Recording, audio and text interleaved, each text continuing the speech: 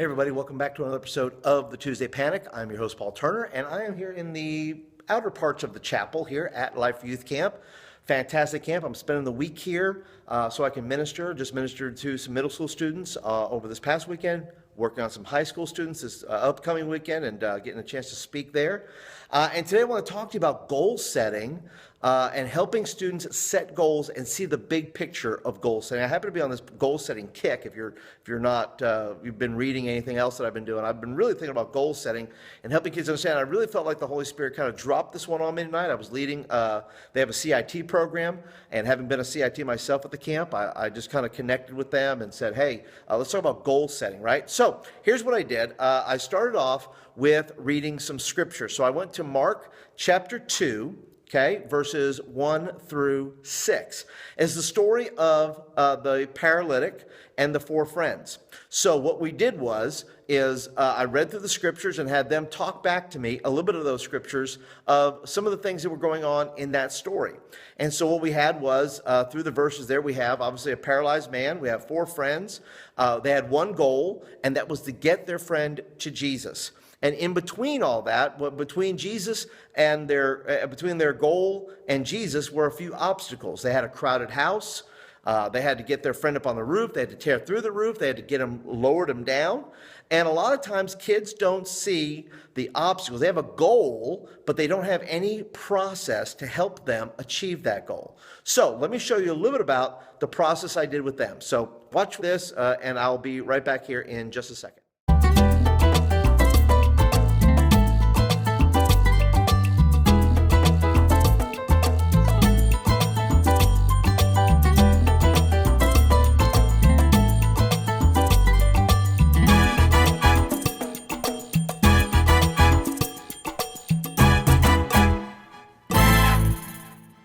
Okay, so what I did first is I challenged the students, I've challenged the CITs here to mark out their goals. I chose them to pick 4 goals, 3 goals during the summer, and then 1 end goal, what it is that would make their summer valuable. Now, you can use this process for anything. You can use it for mission trip, you could use it for worship band, you could use it for any ministry, you could talk about it as spiritual growth, what do you want to be like in 30 days? But the process of setting goals is so important, right?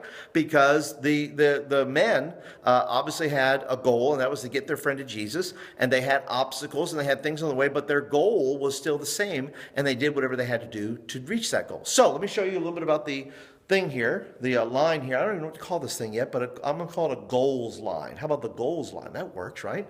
And so as starting at the beginning there, some of the goals that they have there, right? They have all these goals that are all along the thing here with the final goal. I put the final goal here as getting people to Jesus, right? So in the process, what they did was, and as part of the thing there, they had to come up with, in between each of those goals, they had to talk about their own preparation. What will I have to do to prepare to meet that goal, right? Just like sports teams train, we have to prepare to meet our goals. And so I had things like make friends. Let's see back here. I had things like make friends, draw close to God, love people, and then reach people for Jesus or get people to Jesus. And so each of them, they had to go through and mark down a preparation process in between each of those to be able to say, there's a preparation part on my part to be able to do each of those. Then I said, also put between each of those goals 1 obstacle on your way to reaching that.